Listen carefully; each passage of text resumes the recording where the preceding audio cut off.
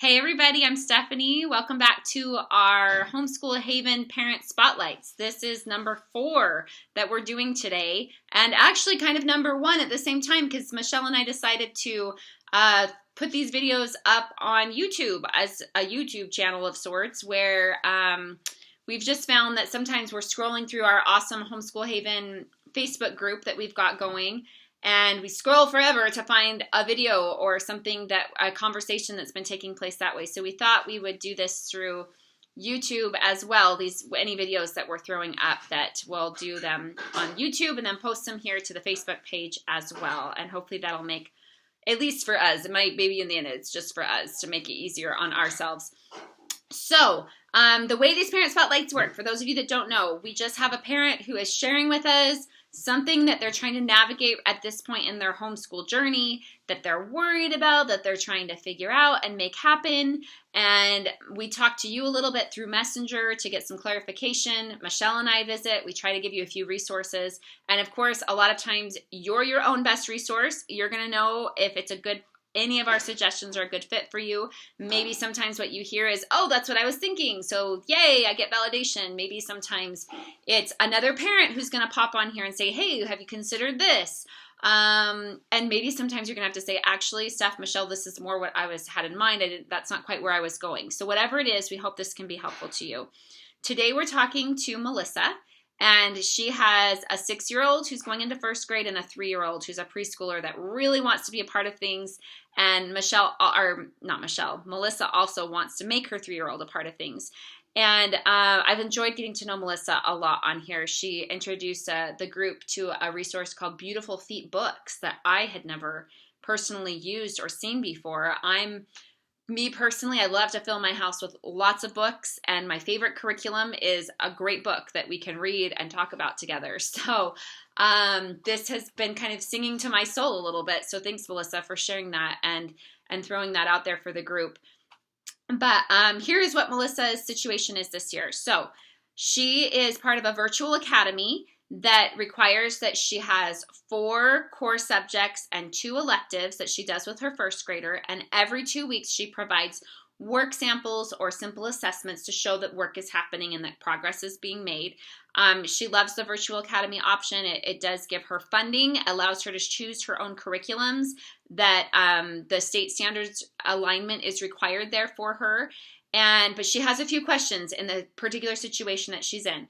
Number 1 is she needs some temporary first grade reading plans. Her All About Spelling is on back order, and she's waiting for that to arrive. It won't arrive until September. She just started her first week this week, and she's going to need something, obviously, in the meantime. And for those of you mamas that haven't started yet, don't worry.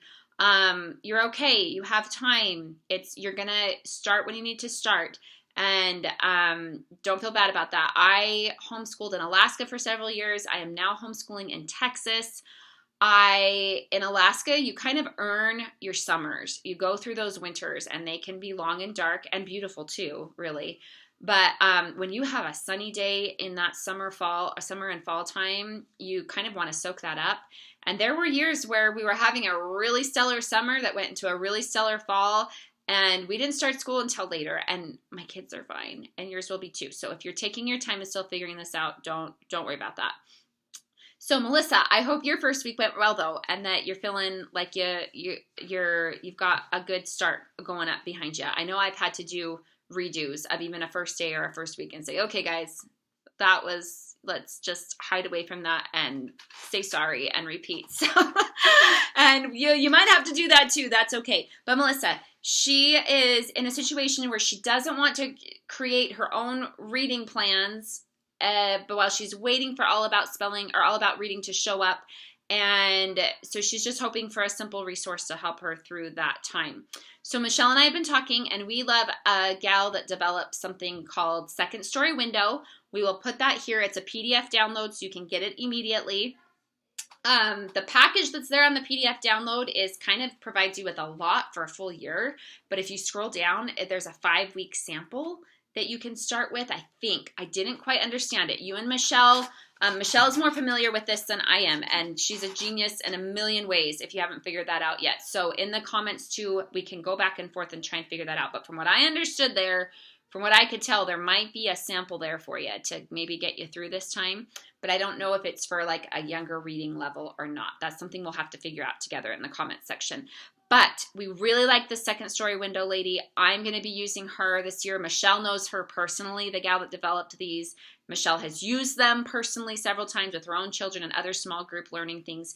And the idea is you do your reading with her like you were talking about. You read to her, let her do some reading to you, do a few of these pages a day, and they will provide a great little assessment for her through these weeks while you're waiting for your All About Reading to arrive, which I love All About Reading. That I have a cool backstory here that I'm going to totally tangent on you here. But my second daughter, super cool kid.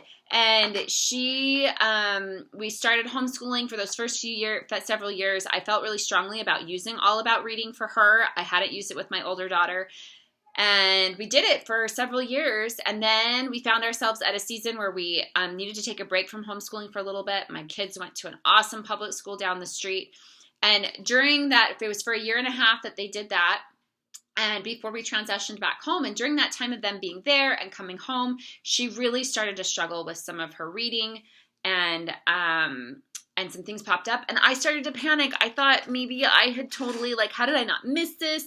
Or how did I miss this? And I didn't see this earlier. And as I was working with the doctors and the speech pathologist and her tutors, they took a look at All About Spelling, and as she got tested and everything, she's almost dyslexic. She's a few points shy, does some things that are very not dyslexic, a lot of things that are very dyslexic. So we just offered her a lot of support as if she were dyslexic. And they looked at the All About Reading and they said, this is why you didn't catch it, Steph, because this supports the way her brain, it's a lot of movement, it's a lot of flipping things, a lot of it's what her brain, how she processed it. And so I love that resource, and I'm excited it is, Melissa did say, I'm getting my Melissas and my Shells mixed up here, right? Melissa did mention she's been looking for things that are kind of scripted for her a little bit. Open and Go, All About Reading is that you'll have a lot of things in the beginning that you'll kind of have to familiarize yourself with and get punched out and things. But once you get up and going, it's a neat thing. So we hope that this second story window resource will help you until that time, because even once your All About Reading arrives, you're probably going to want a week or two to digest it and study it and figure it out a little bit. So, and Michelle, another genius idea, said, something that she might want to even consider doing is doing these pages at the beginning of the year, transition to her All About Reading, and then at the end of the year, do the same pages again, and see the progress that your child has made, your first grader's made. And sometimes that makes you feel like, oh, okay, look, it did get easier. You're with them. It's kind of like watching your kid grow when they're at home, that you don't see that growth every single moment of every day. But when you see another kid after a month or two, you go, whoa, they've really grown up, right? And that's same with their learning. Sometimes you can't see that incrementally happening. So that beginning of the year, end of year kind of opportunity might be something to consider too. So that's your question number 1 for Melissa. If anybody has anything to add there, something simple to get her through this time, and she needs some assessments, we'd love to hear your options there. So she needs it immediately and needs to not be on back order, and she doesn't want to create her own lesson plans right now. Number 2 for Melissa is how to comfortably manage 6 subjects with assessments without overwhelming her 6-year-old. And I would say you as mom, right? We don't want to overwhelm you either. So here are a few things that Michelle and I talked about. Number 1 is we talked about using a timer for each subject rather than trying to having a plan that includes we need to complete all 6 of these lessons today. And here are some timer tips that kind of have come up in my mind over the years and things that I have found. Declare before you set the timer a few things. One would be turning the timer around so that they're not just looking at the timer the whole time. My son loves to do that. He's looking at the timer the whole entire time. And so that happens often with him. But, so eliminating that by turning the timer around and then declaring before, just because the timer goes off doesn't mean we're done right now. Okay. So we might have a few more minutes of wrap up. So stick with mama. Or declaring before, when the timer goes off, we're done. And even if you're mid-sentence, maybe that's what your kid needs in that moment, and you just need them to hang with you during that last final push. That's another way. So those have been things that I've learned over time with my own kids when using a timer. And really, I think 10 or 15 minutes for each of those 6 subjects, and even transitioning science and history every other day or every other week, you would be doing just fine with a child who's in first grade. So hopefully that helps in terms of that. The other thing that the other thought that I had actually was when I was teaching in Alaska, I had the same thing where our homeschooling in Alaska, where we quarterly sent in kind of work samples and kind of assessment type stuff for our child. And I would do everything I could to integrate things. Like I'd finish a history unit that we loved, and we did a project, and there were all sorts of things that happened in this history unit. Well, we'd done some reading for that history unit. We'd done some writing for that history unit. We'd done some history projects for that history unit. So there were 3 samples right there. Look for where you can create multiple samples from one learning moment. A field trip can be a place for, you go on a science field trip and you have them fill something out. You have them, that's a great way to hit multiple assessment and work sample things as well. So hopefully that helps, Melissa. Thanks for kind of reaching out to us and letting us hopefully give you something here that will help guide you. You're doing awesome.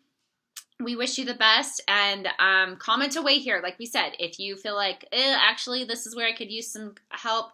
Parents, any of you that are listening here through to the end, if you've got some ideas for Melissa, we'd love to hear it, and we're excited. So we've got about 8 more mamas to get through here over the next coming weeks. Several of your questions have changed because when we initially started these spotlights, you had different questions. So we'll just be reaching out and asking you, do you still have those same questions? Would you like us to address something else? Or just, pass for now. And then once we get through those, we'll be looking out for some more people to spotlight. We'll just hop on the Facebook group and say, hey, we're ready for some more, and find a way to figure that out. So let us know. We'd love to get on here and talk to you about any of those things that are on your mind. Have a wonderful day. You guys are doing great. Always remember, I've said it before and I'll say it again, because you care, you're not going to mess up your kids' education. We just have a way of figuring out the things that we care the most about, right? We get out there, we figure them out. We do stumble, we do trip, but it's like riding a bike. We figure it out because we care about it, right? And that will happen. So you're doing great, and have a great day. Bye, guys.